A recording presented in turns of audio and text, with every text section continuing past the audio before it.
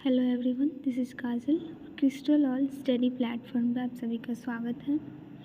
जैसा कि हम सब सीयूटी डोमेन सब्जेक्ट सोशियोलॉजी को देख रहे थे, आज हम लोग देखेंगे stereotypes.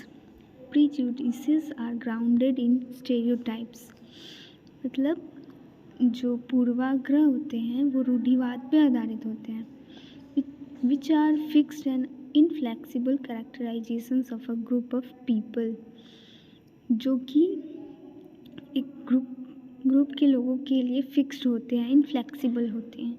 Stereotypes are often applied to ethnic and racial groups and to women. Stereotypes रूढ़िवाद जो है वो जातीय, नस्लीय और महिलाओं पर भी लागू होते हैं।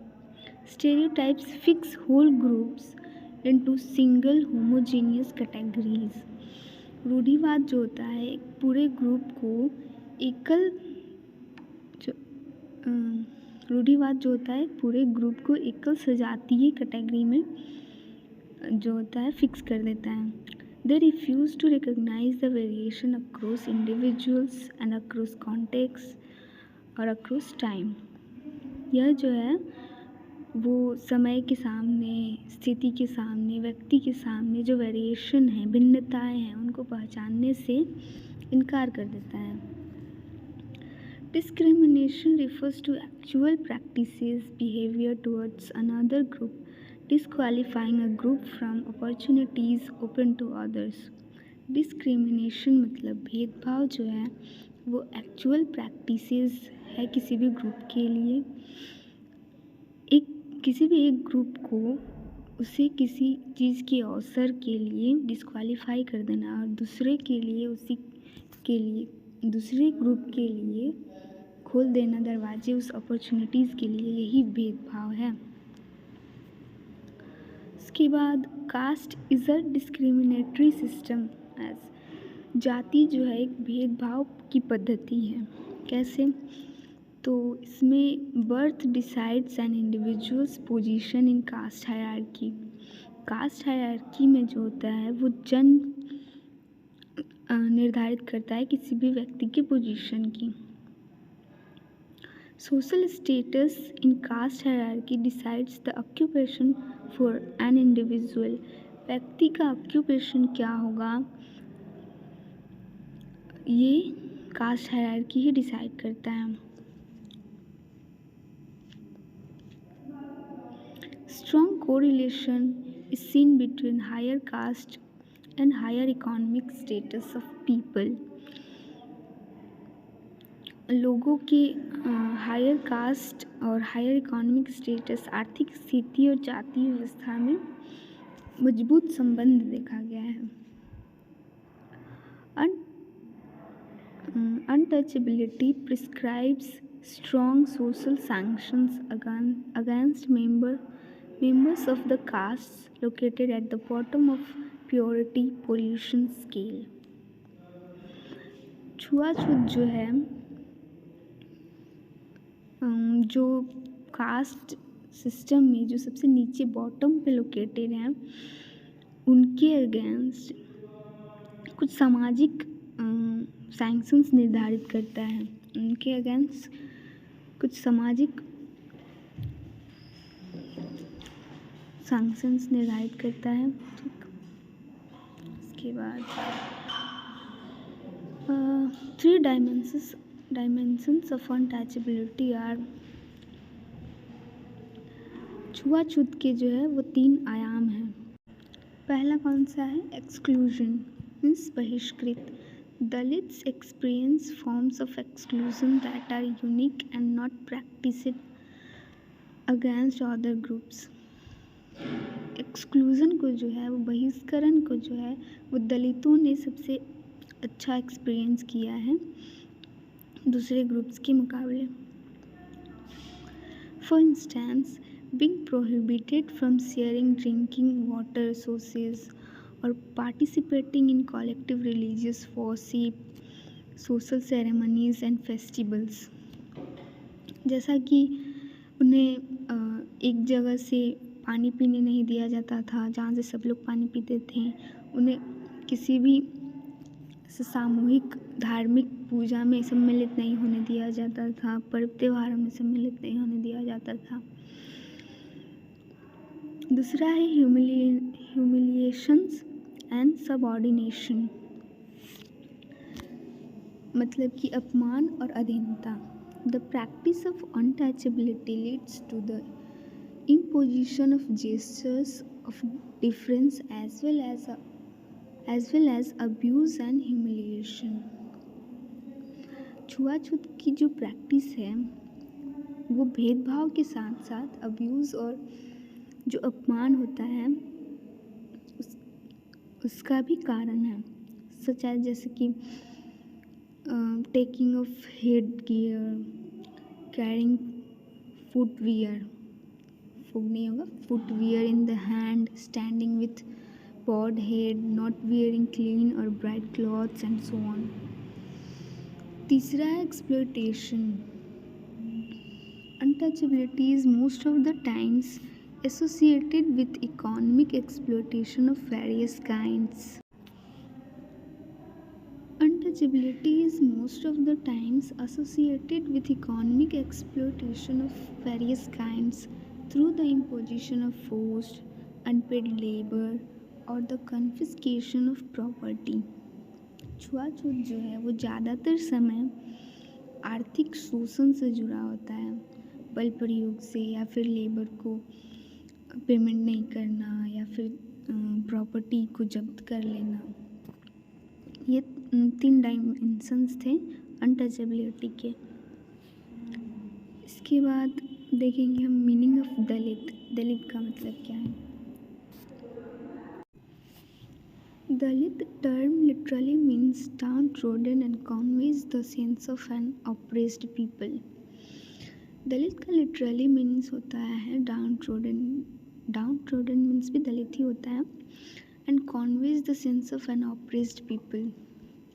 यह जो दबे कुचले लोग हैं उनको बताता है। The Dalit Panthers, a radical group that emerged in Western India। Dalit panther जो एक रेडिकल ग्रुप है जो कि पश्चिम भारत में इमर्ज हुआ था। Use the term to assert their identity as part of their struggle for rights and dignity.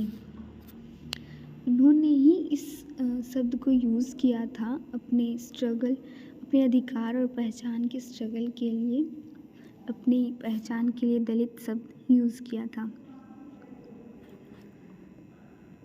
उसके बाद हम देखेंगे state and non state initiatives addressing caste and tribes discrimination. जो कास्ट एंड ट्राइब के भेदभाव है उसको एड्रेस करने के लिए स्टेट की और नॉन स्टेट की क्या इनिशिएटिव्स हैं उसको देखेंगे। पहला स्टेट इनिशिएटिव्स। पहला हम देखेंगे स्टेट इनिशिएटिव्स। एक राज्य या फिर एक देश कास्ट और ट्राइब की डिस्क्रिमिनेशन के लिए क्या इनिशिएटिव लेता है। तो पहला है reservation of seats in state and central legislatures.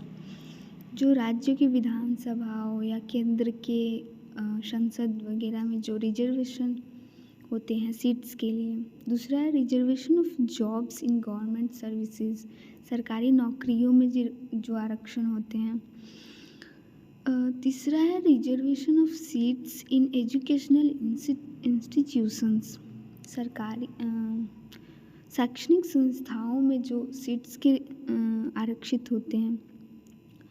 इसके बाद है अबोलिशन ऑफ अनटचेबिलिटी आर्टिकल 17। जैसा कि हमने पढ़ा होगा आर्टिकल 17 जो कहता है कि लिंग, धर्म, जाति, वंश के आधार पर भेदभाव को अबॉलिश करता है भारतीय संविधान। उसके बाद आता है कास्ट डिसेबिलिटीज़ रिमूवल एक्ट 1850। 1850 में आया था कास्ट डिसेबिलिटीज़ रिमूवल एक्ट। उसके बाद आता है scheduled castes and scheduled tribes prevention of atrocities act 1989। उसके बाद ये तो हो गया स्टेट इनिशिएटिव्स। उसके बाद हम देखेंगे नॉन स्टेट इनिशिएटिव्स जिसमें मूवमेंट्स एंड स्ट्रगल्स आते हैं। पहला है नॉन स्टेट इनिशिएटिव्स में इन pre independence time efforts made bye Jyotiba Phule, Periyar, Ambedkar and others. आज़ादी के पहले के समय में जो ज्योतिबा फुले, पेरियार या अंबेडकर जैसे लोगों द्वारा जाति या फिर दलितों के लिए जो किया गया। फिर दूसरा है in contemporary times efforts made by political organisations like. समकालीन समय में जो राजनीतिक संस्थाओं द्वारा एफर्ट किए जाते हैं, जैसे Bahujan Samaj party in UP में जैसे बसपा जिसे कहते हैं, जिसकी प्रमुख है मायावती जी, बहुजन समाज पार्टी, दलित संघर्ष समिति ऑफ कर्नाटका। तीसरा है literary contributions creating Dalit awareness especially in Marathi, Tamil, Kannada, Telugu and Hindi. जो साहित्यिक योगदान है खास करके जो मराठी में, तमिल में, कन्नड़ में, तेलुगु में और हिंदी में लिखे गए हैं, वो भी दलित अवेयरनेस फैलाने में काफ़ी योगदान करते हैं। अब हम देखेंगे ओबीसी के बारे में, जिसे अदर बैकवर्ड क्लासेस कहते हैं।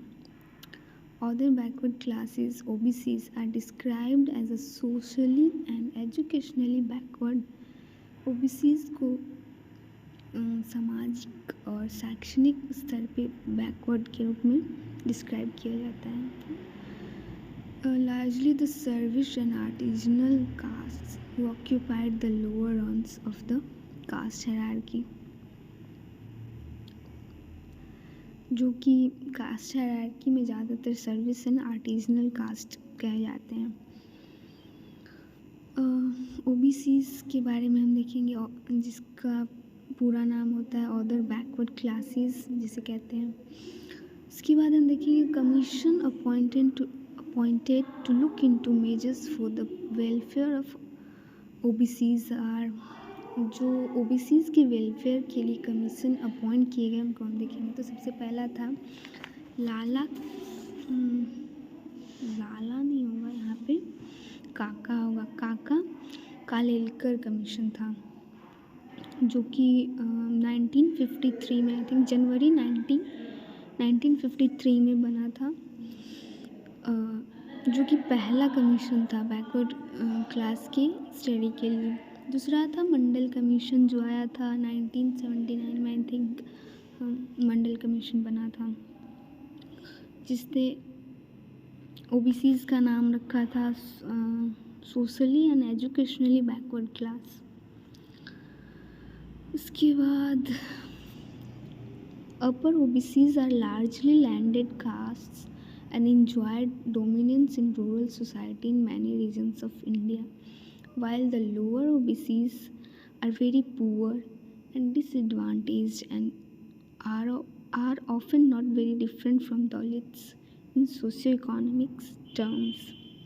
जो अपर OBCs में भी अपर और लोअर हैं, तो अपर OBCs जो हैं वो इंडिया के बहुत सारे रीजन्स में रूरल सोसाइटी में डोमिनेंस करते हैं, लैंड पे या फिर किसी भी चीज़ पे डोमिनेंस करते हैं। वहीं जो लोअर OBCs है उनकी स्थिति, सामाजिक और आर्थिक स्थिति दलितों के बराबर है। तो इस लेक्चर में हम इतना ही रहने देते हैं, बाकी हम अगले लेक्चर में देखते हैं। इसी टॉपिक को आगे हम पढ़ेंगे दूसरे लेक्चर में। ओके।